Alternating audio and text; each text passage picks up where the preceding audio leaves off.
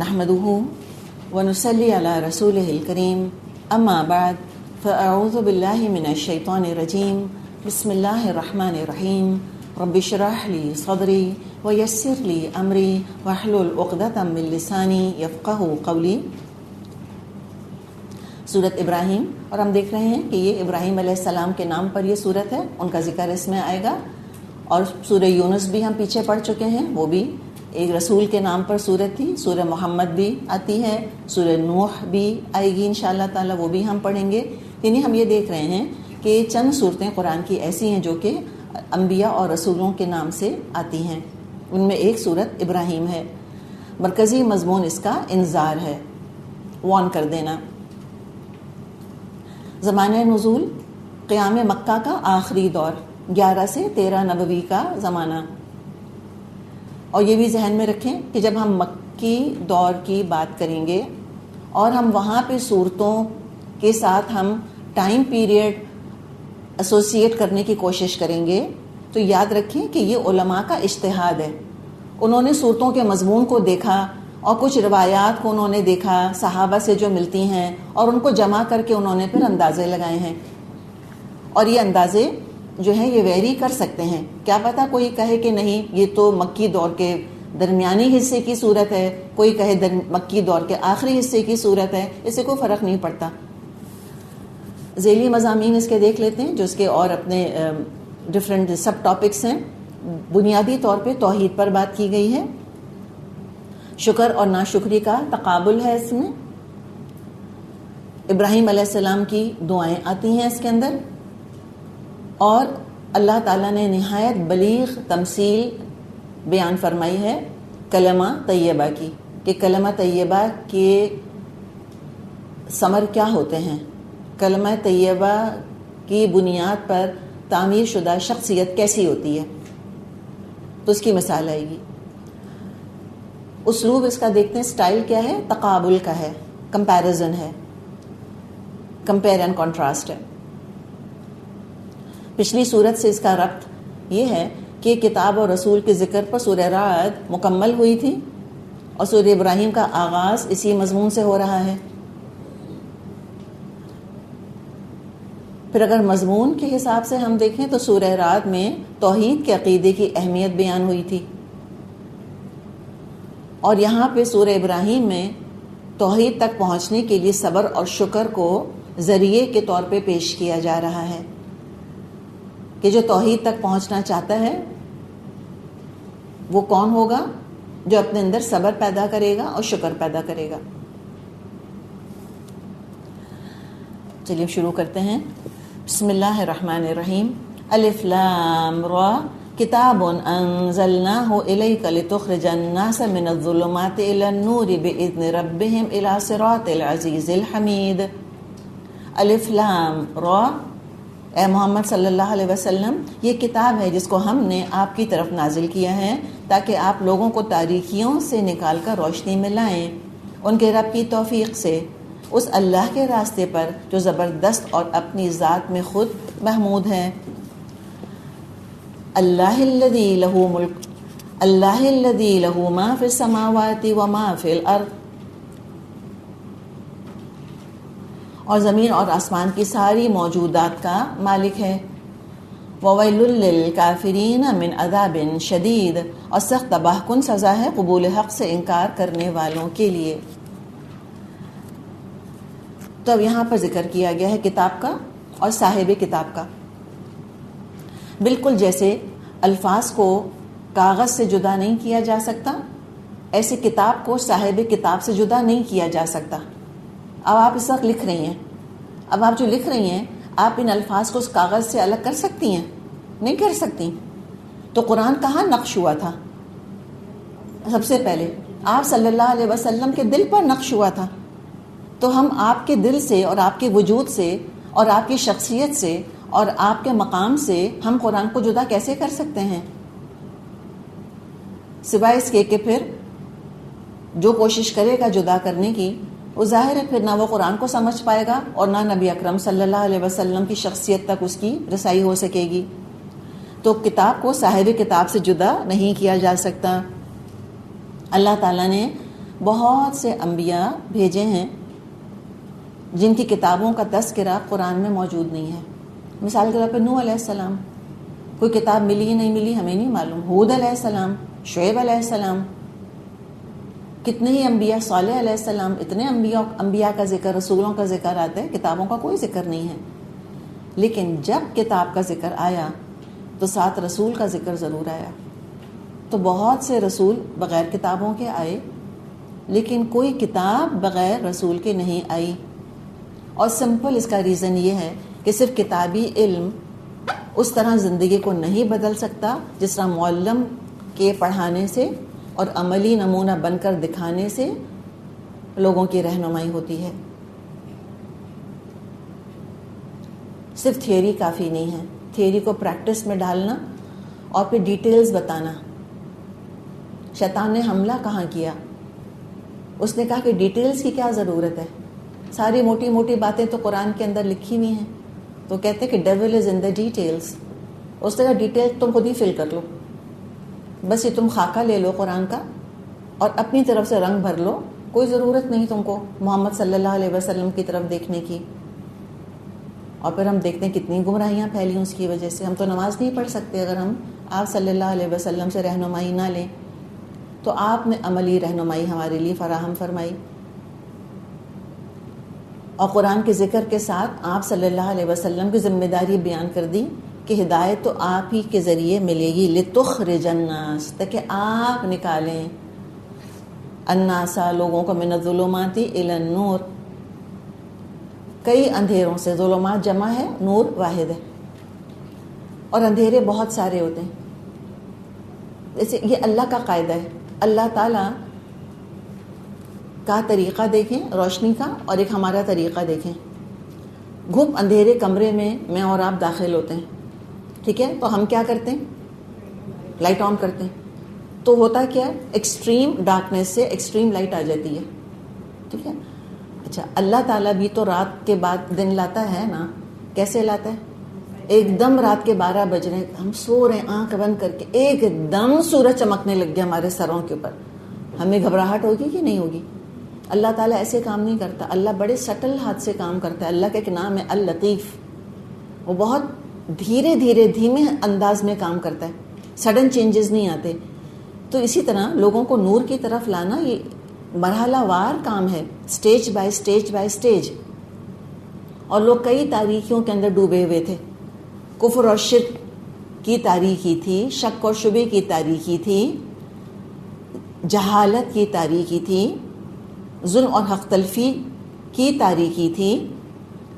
اگر ایک مضبوط ہاتھ سے، اور جو ہاتھ تھا آپ صلی اللہ علیہ وسلم کا اتنا مضبوط تھا کہ آپ ایک ہاتھ سے سارے بیت اللہ میں رکھے ہوئے بت توڑ دیتے، آپ سب کر سکتے تھے.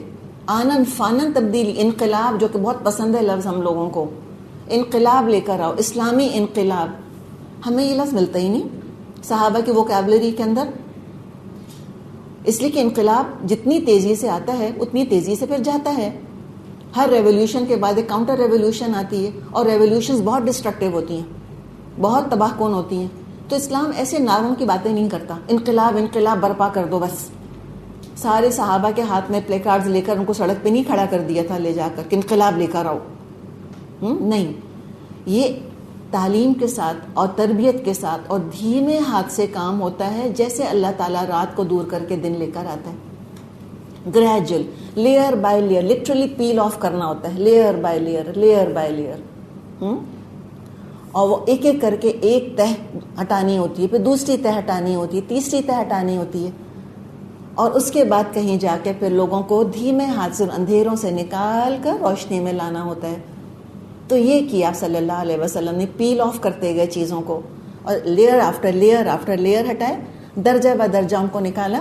اب مجھے بتائیں، انقلاب میں ٹائم زیادہ لگے گا یا اسٹیج بائی اسٹیج کام کرنے میں ٹائم زیادہ لگے گا؟ Obviously stage by stage. Obviously 23 سال جب آپ صلی اللہ علیہ وسلم کو لگ گئے تو کیا خیال ہے آپ کا مجھ کو اور آپ کو کتنا ٹائم لگے گا؟ ان کو تو 23 سال لگے تھے نا. وہ ایک انیوژول معاملہ تھا کہ ایک ہی نسل نے پیغام دیکھا اسلام کا، اسی نسل نے اس پیغام کا اقرار کیا، اسی نسل نے اظہار کیا، اعلان کیا، اور اسی نسل نے نافذ کیا. اٹ واز انیوژول، ویری انیوژول، ایکسٹراڈنری تھا وہ، اس لیے کہ آپ آخری نبی تھے. تو اللہ نے تمام مراحل جو ہے فاسٹ فارورڈ کر کے 23 سال کے اندر اللہ نے پورے کروا دی.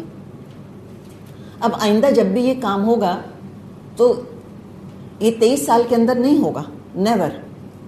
اس کے اندر نسلیں کھپیں گی، literally generation after generation after generation.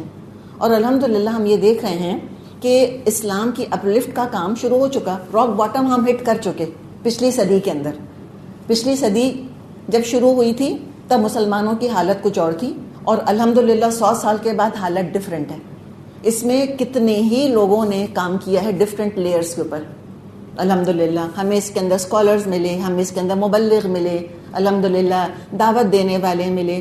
تو نسل بعد نسل، generation after generation after generation یہ کام ہوتا گیا.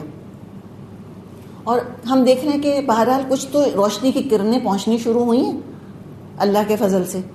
تو اب یہ امید اور یہ خوشی ہمیں ہونی چاہیے کہ الحمدللہ اب there is light at the end of the tunnel. الحمدللہ پہلے تو اتنے کمپلیکس تھے مسلمان، ویسے بھی ہم پر جو ہے وہ کفار کا تسلط تھا. کم از کم اب ہمیں جغرافیائی آزادی تو مل گئی ہے نا.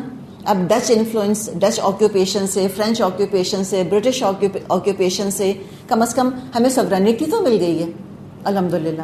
پہلے ہم ذہنی طور پہ کتنے غلام تھے، اللہ کا شکر وہ بھی اب ہم دیکھ رہے ہیں پورے اعتماد کے ساتھ. زیادہ نہیں تو تھوڑے ہی صحیح، لیکن مسلمان کھڑے ہو رہے ہیں، خواتین بھی اور مرد بھی اللہ کے فضل سے.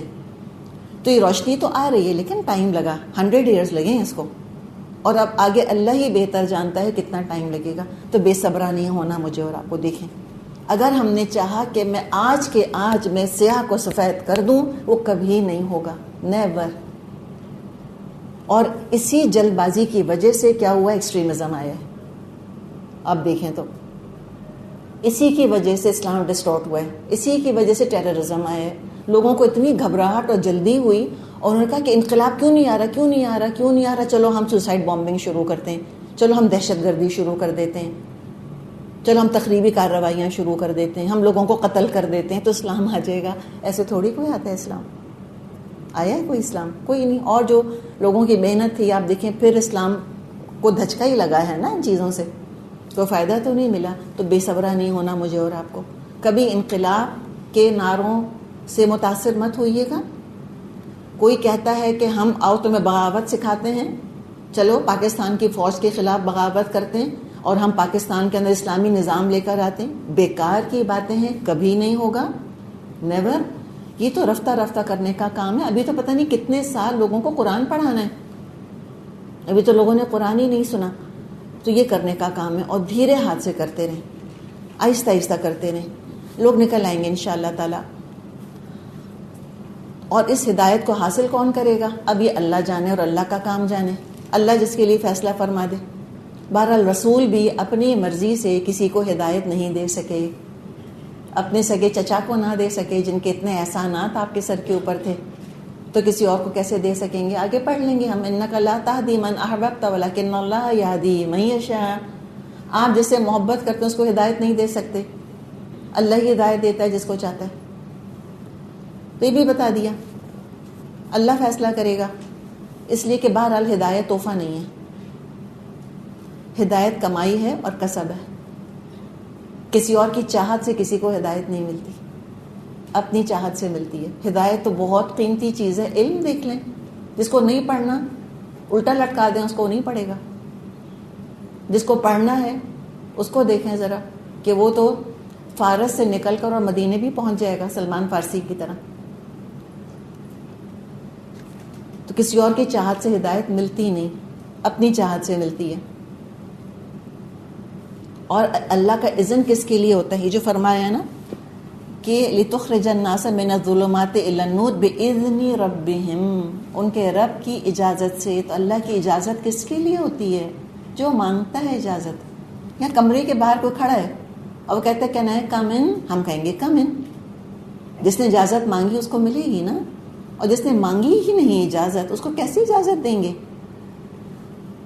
تو اللہ کی اجازت کس کے لیے ہے ہدایت کی؟ جو اللہ سے مانگے. گمراہی کے راستے، گمراہی کے شیڈز بہت سارے ہیں، ہدایت کی شارع صراط مستقیم، اللہ کا راستہ صرف ایک ہی ہے جو قرآن دکھاتا ہے. الی صراط العزیز الحمید. اور کون ہے یہ العزیز الحمید؟ یہ اللہ ہے. اللہ الذی لہ ما فی السماوات و ما فی الارض. وہ اللہ جس کی ملکیت میں ہے جو کچھ آسمانوں اور جو کچھ زمین میں ہے.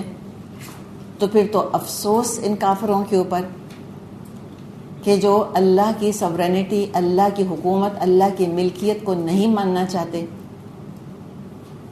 جہنم میں پڑیں گے اور وہاں کہیں گے کہ ہم تو برباد ہو گئے. اور کیا وجہ تھی جہنم میں گئے؟ جس کو ڈر لگتا ہے جہنم سے وہ اس چیز کو دیکھ لے کہ کیا چیز لے کر گئی عذاب شدید کے اندر. الذین یستحبون الحیات الدنیا علی الآخرہ. یہ دنیا کی زندگی کو آخرت پر ترجیح دیتے ہیں. نمبر 1 ان کی کفر کی وجہ بتائی، دنیا ان کی منزل ہے، دنیا ان کا معبود ہے. علی الآخرہ، آخرت کو بھول گئے، بیک برنر پر آخرت چلی گئی. فرصت کبھی ہوئی تو آخرت کو یاد کر لیا. ایوری ڈے لائف میں آخرت کی کوئی گنجائش، کوئی جگہ نہیں. اور مسلمانوں کی اب تاریخ اگر پڑھیں تو آپ کو یہی ملے گا. یستحبون الحیات الدنیا علی الآخرہ کا شکار ہو گئے تھے وہ بھی. طاقت، اقتدار، حکومت، یہی ان کو چاہیے تھی. اس کے لیے جو ظلم کرنا تھا انہوں نے بھی کیا. تو کوئی بہت زیادہ ہمارے دماغوں کے اندر جو ہے نا کوئی فیری ٹیل ورژن نہیں ہونا چاہیے. ہم خلفائے راشدین کی بات نہیں کر رہے. اس کے بعد جو امویوں کے اندر خلافت چلی، عباسیوں کے اندر چلی، کئی خلافتیں ڈفرینٹ ڈائنسٹیز نے اپنی خلافت جو ہے وہ نافذ کی. تو اس میں بھی آپ دیکھیں ظلم اور ستم تو ہوا. تو ہر جگہ یہ مسئلہ آئے گا. اور جو لوگ اس طرح سے دنیا سے محبت کرتے ہیں، شدید محبت کرتے ہیں، اپنے آپ کو انویسٹ کر دیتے ہیں دنیا کے اندر، وہ کامیاب ہوتے ہیں. تو کبھی یہ بھی ہم گمان نہ کریں کہ نا دنیا سے محبت کرنے والے تو کامیاب ہی نہیں ہوتے. کیسے نہیں کامیاب ہوتے؟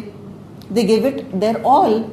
سب کچھ وہ اس کو دے دیتے ہیں، کھپا دیتے ہیں، اپنے آپ کو لگا دیتے ہیں اس کے اندر، ساری ذہانت، ساری صلاحیت، سارا وقت، ساری توانائی لگا دیتے ہیں. آف کورس ملتا ہے ان کو کچھ نہ کچھ.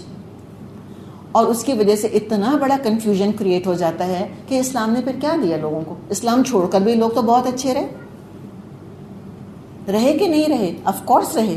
تو یہ بھی ہم کوئی آئیڈیلسٹک ورژن دماغ میں بٹھا کے نہ رکھیں کہ جس نے اسلام کو چھوڑا وہ تو تباہ ہو گیا. الٹیمیٹلی تباہ ہوا، نو ڈاؤٹ. الٹیمیٹلی ان خلافتوں کا ڈاؤن فال ہوا. عباسیوں کا بلا آخر منگولوں کے ہاتھوں بہت برا انجام ہوا. انہوں نے کیا کیا تھا؟ جو ان کا آخری خلیفہ تھا، بغداد پہ جب حملہ کیا ہے منگولوں نے، عجیب ایک المیہ ہے، دردناک کہانی ہے وہ بھی. تو خلیفہ کو انہوں نے لے جا کر اس کے خزانے کے، جہاں اس کا خزانہ تھا خلیفہ کا، وہاں بند کر دیا تھا. سونا چاندی جہاں رکھا تھا، ایک گھونٹ پانی نہیں دیا، ایک نوالا کھانے کو نہیں دیا. کہا کہ کھاؤ اپنا سونا اور چاندی، اسی کے پیچھے تو تم لگے تھے. تو کوئی سونا کھا کے اپنی بھوک مٹا سکتا ہے؟ سوال ہی پیدا نہیں ہوتا. یہ انجام ہوا. اور پھر کس طرح اس کو پتہ نہیں کس گدے کی کھال میں لپیٹ کے اور گھوڑوں کے سموں سے اس کو رندوا دیا گیا تھا. تو بہرحال انہوں نے محبت بہت کی دنیا سے اور ان کو عروج ملا، لیکن اللہ کے پاس کچھ نہیں ہے پھر. تو میرے اور آپ کے لیے اتنا بڑا سبق ہے کہ ضرور دنیا کے لیے کوشش کریں، بالکل دنیا میں اپنی پریزنس کو فیل کروائیں، لیکن اگر اللہ کی شریعت یا اللہ کی مرضی کے خلاف جا کر کوئی کام کرنا ہے تو رہنے دیں، پھر جانے دیں، نہیں کرنا. پھر اقتدار in and of it self کوئی چیز ایسا سچ نہیں ہے جو ہم کو چاہیے.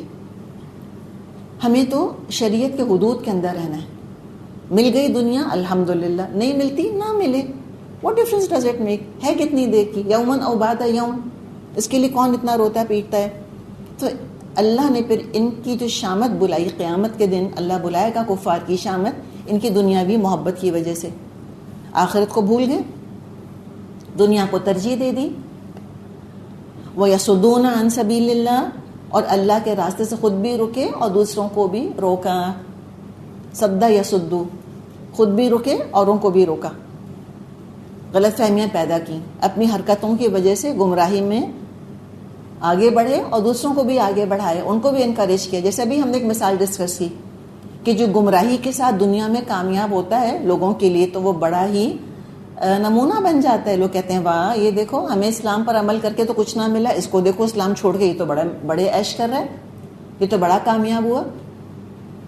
کسی خاتون نے ایک دفعہ بتایا تھا, بہت سال پہلے کی بات ہے, کہتی ہیں کہ فلاں ہماری جاننے والی ہیں, ان کی بڑی خوبصورت بیٹیاں ہیں اور وہ ساری بڑی پردے والی تھیں, تو ان کی تو شادی نہ ہوئی. جب بیٹیوں نے پردہ چھوڑ دیا سب کی شادیاں ہو گئیں. سمپل مثال دی ہے میں نے آپ کو, ایک کمپلیکیٹڈ مثال دی ہے مسلمانوں کی حکومت کی, اور ایک آپ کو سمپل ایوری ڈے لائف کی مثال دی ہے. یا کوئی فلاں شخص ہے, اس نے تو انٹرسٹ لیا بینک سے, انٹرسٹ بیسڈ لونز لیے, اتنا کاروبار چمکا, اتنا چمکا. وہ فلاں کو دیکھو, انہوں نے کہا ہم تو سود نہیں لیں گے, دیکھو ذرا کیا حال ہو گیا بیچاروں کا, اتنا بڑا گھر چھوڑ کے اتنے چھوٹے سے کسی گھر کے اندر چلے گئے ہیں. تو ایسے لوگ جو کہ دین چھوڑ کے پھر دنیا کماتے ہیں نا, وہ دوسروں کے لیے بہت بڑا فتنہ بنتے ہیں. ہر ایک کا ایمان اتنا مضبوط نہیں ہوتا کہ جو صرف آخرت کو ہدف بنا کر اور دنیا میں زندگی گزاریں اور شریعت کی حدود کے اندر ہی اپنے آپ کو رکھیں, بس کہ ہم اس سے باہر نکلیں گے ہی نہیں. دنیا ملتی ہے تو ملے, نہیں ملتی تو نہ ملے.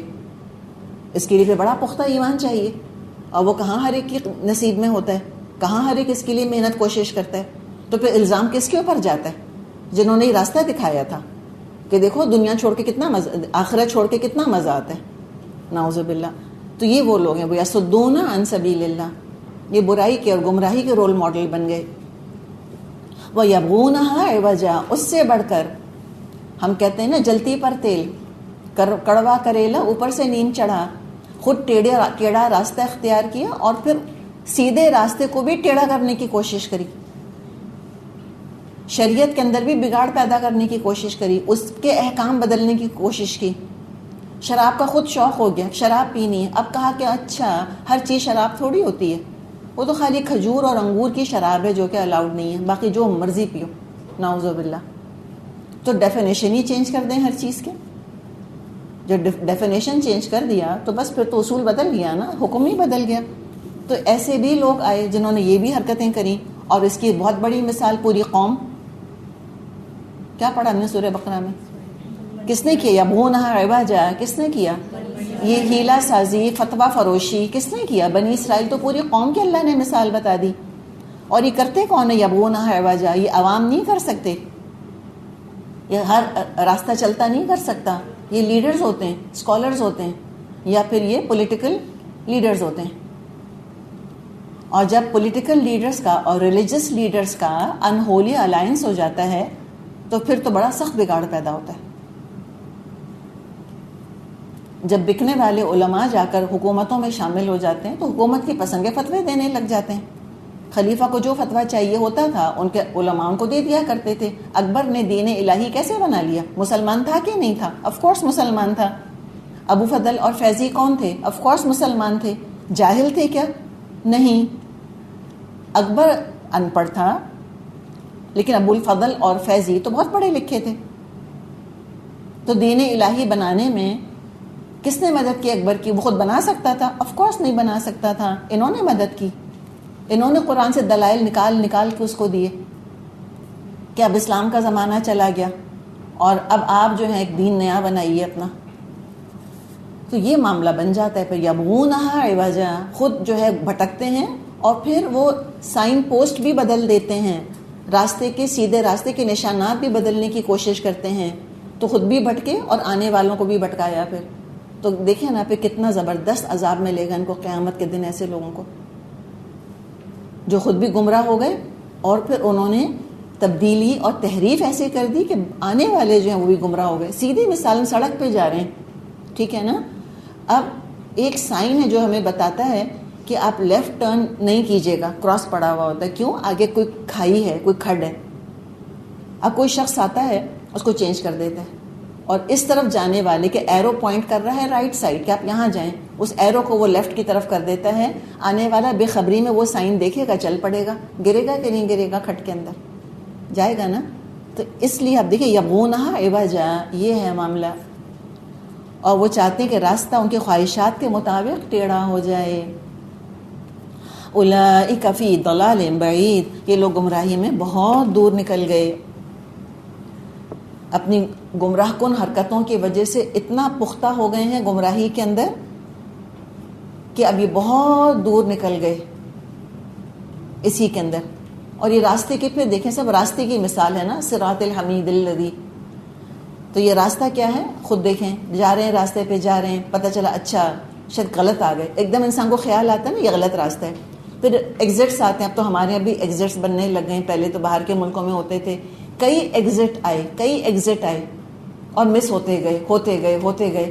تو انسان اتنا دور چلا جاتا ہے کہ اس کے بعد صحیح راستہ اگر مل بھی جائے نا اس کو تو واپس پلٹنے کی ہمت نہیں ہوتی. یہ ہے ضلال بعید, اتنا دور نکل گئے ہیں گمراہی میں کہ اب ہمت نہیں ہے ان کے اندر واپس لوٹنے کی. یا یہ کہ ایگو ایشو بن جاتا ہے کہ بس اب گمراہی میں آگے چلے گئے اور اتنے لوگوں کو اپنے پیچھے گمراہ کیا, وہ پوری ایک بھیڑ ہمارے پیچھے آ رہی ہے. اب کیسے ہم ایڈمٹ کریں, کیسے کنفیس کریں, کیسے اعتراف کریں کہ ہم غلط راستے پہ تھے, چلو لوٹ چلتے ہیں, پلٹ چلتے ہیں. تو میرے آپ کے لیے سبق ہے کہ کوئی بات نہیں, اگر کبھی غلطی ہو گئی اور کوئی غلط بات کبھی کسی کو بتا دی تو کوئی بات نہیں, ایگو ایشو نہیں بنا, کہہ دیں ہاں میری سمجھنے میں غلطی ہوئی تھی, بات یوں نہیں یوں ہے. اور ہم دیکھتے ہیں کہ مسلمان علماء کی یہ شان رہی ہے, انہوں نے اپنے فتووں سے رجوع کیا ہے.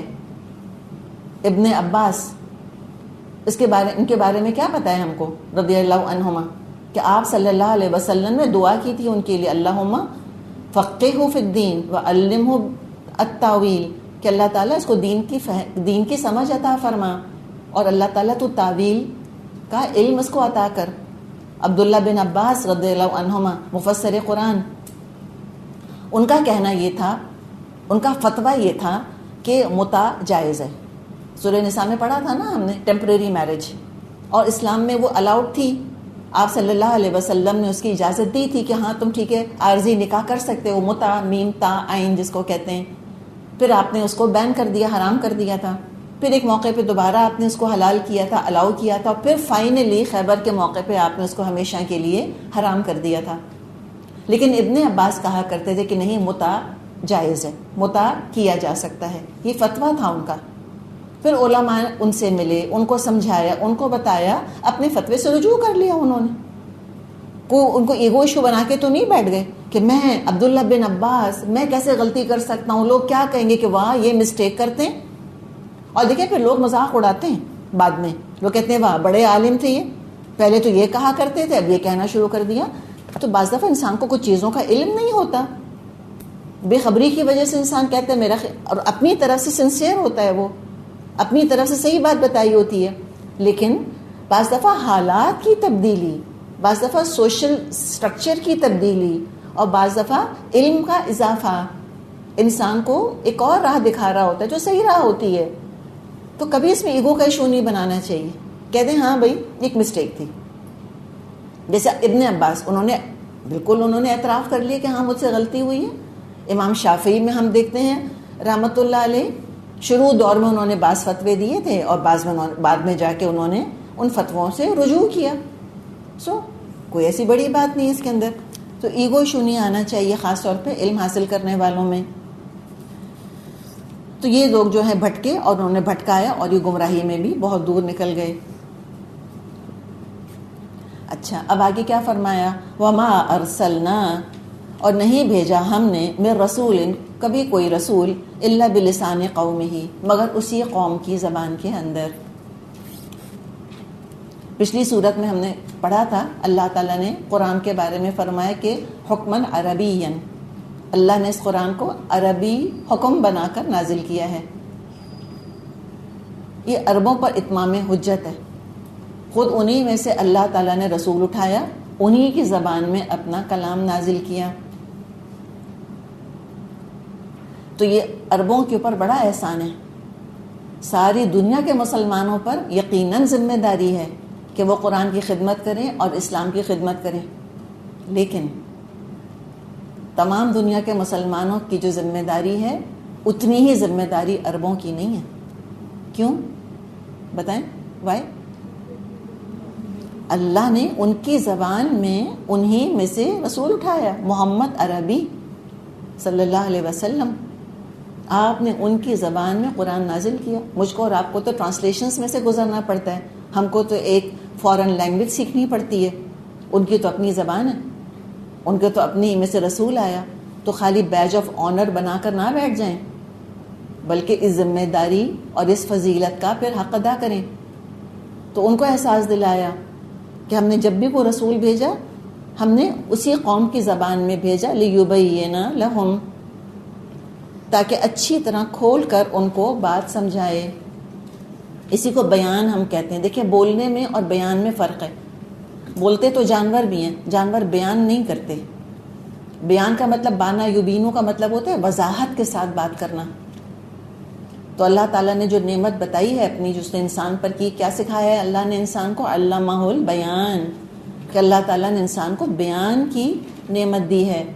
اپنا مدعا بہت خوبصورتی سے بتا سکتا ہے دوسروں کو. تو آپ صلی اللہ علیہ وسلم بھی عربوں میں سے تھے, آپ عربی بولتے تھے, اور آپ نے کھول کھول کر قرآن ان کے سامنے رکھا. تو یہ عربوں کو سنایا جا رہا ہے, قریش مکہ کو, کہ تم اس نعمت کی, ہدایت کی قدر کرو, شکر ادا کرو. رسول تو وضاحت سے بات پہنچانے آئے ہیں, گمراہ کرنے نہیں آئے. اب گمراہی کا اور ہدایت کا سارا دار و مدار, ساری ڈپینڈنسی, سارا انحصار ان کی اپنی تڑپ اور طلب اور خلوص پر ہے, ان کی اپنی وانٹ کے اوپر ہے, اپنی چاہت کے اوپر ہے. فَيُضِلُّ اللَّهُ مَن يَشَاءُ وَيَهْدِي مَن يَشَاءُ وَهُوَ الْعَزِيزُ الْحَكِيمُ. پھر اللہ جس کو چاہتا ہے بھٹکا دیتا ہے, اور جسے چاہتا ہے ہدایت بخشتا ہے. وہ بالادست اور حکیم ہے. ایک اور بات بڑی اچھی پتہ چلی. ابو جہل کو عربی آتی تھی, ابو لہب کو آتی تھی, مل گئی ہدایت اس کو. تو ایک اور بھی ہم جو بات آج کل سنتے ہیں کہ عربی سکھا دو سب کو, سب ٹھیک ہو جائیں گے. یہ سنتے ہیں نا ہم کہتے پتہ ہے ہم کیوں گمراہ ہو گئے ہیں, اس لیے ہمیں عربی نہیں آتی. تو دیکھیں حقیقت جو ہے نا, جو فیکٹ ہے وہ ان دونوں انتہاؤں کے بیچ میں ہے. ٹھیک ہے, صرف عربی آنے سے, صرف زبان آنے سے ہدایت نہیں ملتی. ہدایت مانگنے سے ملتی ہے, ہدایت کوشش سے ملتی ہے. اور اگر صرف لینگویج کا ایشو ہوتا تو سارے عربوں کو تو ہدایت مل جانی چاہیے تھی. آج بھی دیکھیں اتنے عرب سپیکنگ لوگ ہیں جو کہ کرسچنز ہیں. لبنان وغیرہ کے اندر, لبنان میں بہت سے کرسچنز ہیں, تو وہ کرسچن کیوں رہ گئے جب عربی بولتے ہیں؟ تو لینگویج سے کچھ نہیں ہوتا, اور بغیر لینگویج کے بھی نہیں ہوتا. قرآن کو سیکھیں گے, سمجھیں گے, تو انشاءاللہ تعالی ہدایت مزید واضح ہوگی انسانوں کے لیے.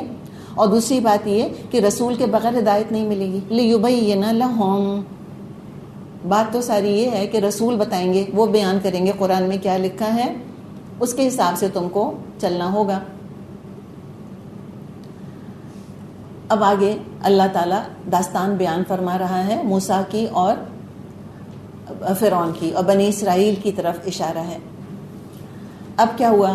وَلَقَدْ أَرْسَلْنَا مُوسَىٰ, اور ہم نے بھیجا موسیٰ علیہ السلام کو بھی آیاتنا, اپنی نشانیوں کے ساتھ.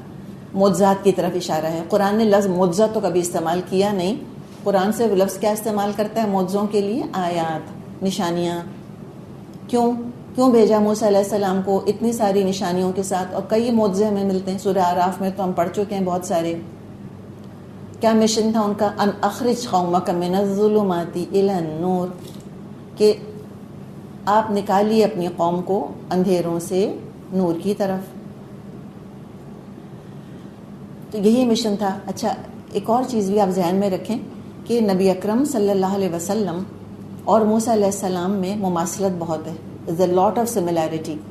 سب سے زیادہ قرآن میں جس رسول کا ذکر آیا ہے وہ موسیٰ علیہ السلام ہے نا. یہ تو دیکھ ہی لیا آپ نے. کیسے؟ اس طرح سے کہ موسیٰ علیہ السلام دو قوموں کی طرف بھیجے گئے تھے, فرعون اور بنی اسرائیل. ٹھیک ہے نا. اور نبی اکرم صلی اللہ علیہ وسلم بھی دو قوموں کی طرف بھیجے گئے ہیں, امیین کی طرف خاص طور پہ, اور تمام دنیا کے لوگوں کی طرف عام طور پہ, کافۃ للناس, تمام انسانوں کی طرف. یہ انیوژول رسالت رہی ہے موسیٰ علیہ السلام کی, اور یہ انیوژول رسالت تھی نبی اکرم صلی اللہ علیہ وسلم کی بھی. تو اس میں سملیرٹی ہے دونوں میں. وہ بھی دو قوموں کی طرف. کون سی دو قومیں؟ موسیٰ علیہ السلام کن دو قوموں کی طرف بھیجے گئے؟ فرعون اور بنی اسرائیل. اور آپ صلی اللہ علیہ وسلم مشرکین عرب اور تمام انسان. اچھا، اب اگر فرعون جو تھا اب وہ بات مان لیتا موسیٰ علیہ السلام کی تو کیا غرق کیا جاتا؟ نہیں کیا جاتا، بچ جاتا. نہیں بات مانی نا، ڈبا دیا گیا، ہلاک کر دیا گیا. بالکل یہی حیثیت جو فرعون کی حیثیت تھی وہی حیثیت نبی اکرم صلی اللہ علیہ وسلم کے زمانے میں مشرکین عرب کی تھی. اگر مشرکین عرب اسلام نہ قبول کرتے تو ان کا کیا انجام ہوتا؟ وہ اللہ کے عذاب سے ہلاک کر دیے جاتے. اور اللہ تعالیٰ اپنا عذاب چاہے آسمان سے بھیجتا چاہے مسلمانوں کے ہاتھوں ان پر نازل فرماتا، کوئی نہ بچتا ان میں سے. تو مشرکین عرب کے پاس کوئی چوائس نہیں تھی کہ وہ بات مانے یا نہ مانے، آپ کی ان کو ماننی ہی ماننی تھی. ایکچولی یہی مضمون سورہ توبہ میں آیا ہے نا، اور لوگ نہ سمجھنے کی وجہ سے بہت کنفیوز ہوتے ہیں. تو ہم نے کافی وہاں پہ کوشش کی تھی کہ بات کو ہم کلیئر کریں. اب دوسری جو موسیٰ علیہ السلام کی جو رسالت تھی کس کی طرف تھی؟ بنی اسرائیل کی طرف. بنی اسرائیل ہلاک نہیں کیے گئے، انہوں نے تنگ بھی کیا، مانا نہیں مانا. تو اب جو آپ صلی اللہ علیہ وسلم کی رسالت باقی دنیا والوں کی طرف ہے وہ ہلاک نہیں کیے جائیں گے. اب چوائس ہے ان کی، وہ مانتے ہیں تو مان لیں، نہیں مانتے تو نہ مانیں. تو یہ سملیرٹی ہے، اس لیے ہم دیکھتے ہیں کہ بہت ذکر آیا. اور ایگزیکٹلی یہاں تو آپ دیکھیں کہ الفاظ بھی وہی ہیں. لِتُخْرِجَ النَّاسَ مِنَ الظُّلُمَاتِ إِلَى النُّورِ آیا تھا آیت نمبر 1 میں، اور یہاں ان اخرج قومک من الظلمات الی النور، سیم بالکل. تو یہ الفاظ کی سملیرٹی ایسی رینڈم نہیں ہوتی ہے قرآن کے اندر. آپ تاریخ میں جائیں، پیچھے پس منظر دیکھیں تو قرآن کی عظمت اور آشکارا ہوتی ہے انسان پہ. اور کیا فرمایا؟ وَذَكِّرْهُمْ بِأَيَّامِ اللَّهِ، اور انہیں تاریخ الہی کے سبق آموز واقعات سنا کر نصیحت کیجیے، ان کو سکھائیے. بِأَيَّامِ اللَّهِ، اللہ کے جو بڑے بڑے دن آئے تھے. ان فی ذلک لآیات لکل صبار شکور، ان واقعات میں بڑی نشانیاں ہیں ہر اس شخص کے لیے جو صبر اور شکر کرنے والا ہو. تو اللہ تعالیٰ نے بہت بڑی بڑی نشانیاں دکھائیں. فرعون کو غرق کیا، بہت بڑی نشانی. تو یہ ایام اللہ کا جو لفظ آتا ہے، یوم کی جمع ایام ہے، تو دراصل ایام اللہ ان واقعات کو کہا جاتا ہے جس میں بڑی بڑی قوموں کو اللہ نے تباہ اور برباد کر دیا، جن پر اللہ کا عذاب آیا. تو یہ تذکیر کے لیے لفظ آتا ہے. تذکیر دو طرح کی ہے، یاد دہانی دو طرح سے کی ہے اللہ تعالیٰ نے. ایک اللہ تعالیٰ نے یاد دہانی کرائی ہے انذار کے ذریعے سے، خبردار کرنے کے ذریعے سے، اور ایک اپنی نعمتوں کے ذریعے سے. ٹھیک ہے نا؟ تو جب اللہ تعالیٰ انذار کرتا ہے تو اللہ تعالیٰ کہتا ہے کہ ذرا بتائیں ان کو کہ کتنی طاقتور قوموں کو اللہ نے ختم کر دیا. فرعون جیسی طاقت کو اللہ تعالیٰ نے ڈبا دیا. ہر ایک کے لیے نشانیاں ہیں اس کے اندر. اور بنی اسرائیل نے جب بھی صبر کا شکر کا مظاہرہ کیا عروج اور عزت پائی، اور جب بے صبری اور ناشکری کے مظاہرے کیے اللہ کے غضب میں گر گئے، ذلت کا اور زوال کا مزہ چکھا. تو سننے والوں کے لیے عبرت ہے، وہ سبق لیں. ان فی ذلک لآیات لکل صبار شکور. صبار اور شکور قرآن میں 4 دفعہ جڑ کر آیا ہے ساتھ، دونوں مبالغے کے صیغے ہیں. جیسے کہ حامد ہم کہیں حمد کرنے والا، یا ہم کہیں حماد. حماد کون ہوگا؟ بہت زیادہ تعریف کر، بہت زیادہ حمد کرنے والا. تو لگتا ہے جب یہ جڑ کر آئے ہیں صبار اور شکور تو لگتا ہے کہ ایک ہی تصویر کے 2 رخ ہیں. جو نعمتوں پر شکر کرتا ہے وہ یہ آزمائشوں پر صبر کر لیتا ہے. اور مومن کے لیے ضروری ہے کہ یہ دونوں صفات اس میں پائی جائیں، صبار بھی ہو اور شکور بھی ہو. کثیر الشکر عظیم الصبر. صبار کون؟ مشکلوں پر مایوس نہیں ہوتا، خوشیوں میں آپے سے باہر نہیں ہوتا. ٹھیک ہے نا؟ اور شکور خوشیوں پر بھی شکر کرتا ہے، آزمائشوں پر بھی شکر کرتا ہے. وہ تو یوسف علیہ السلام کا دیکھ ہی لیا ہم نے. ہر آزمائش سے کچھ سیکھ لیا، ہر آزمائش سے کچھ سیکھتے چلے گئے. اب آگے پھر فرمایا موسیٰ علیہ السلام کے بارے میں، وَإِذْ قَالَ مُوسَىٰ لِقَوْمِهِ اذْكُرُوا نِعْمَةَ اللَّهِ عَلَيْكُمْ إِذْ أَنْجَاكُمْ مِنْ آلِ فِرْعَوْنَ يَسُومُونَكُمْ سُوءَ الْعَذَابِ وَيُذَبِّحُونَ أَبْنَاءَكُمْ وَيَسْتَحْيُونَ نِسَاءَكُمْ وَفِي ذَلِكُمْ بَلَاءٌ مِّن رَّبِّكُمْ عَظِيمٌ۔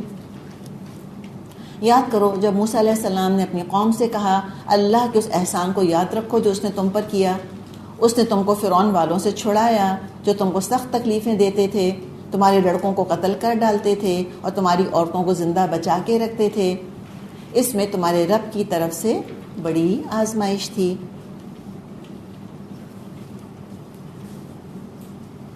تو یہ کہا گیا ان سے کہ دیکھو اللہ کی نعمت کو یاد کرتے رہو۔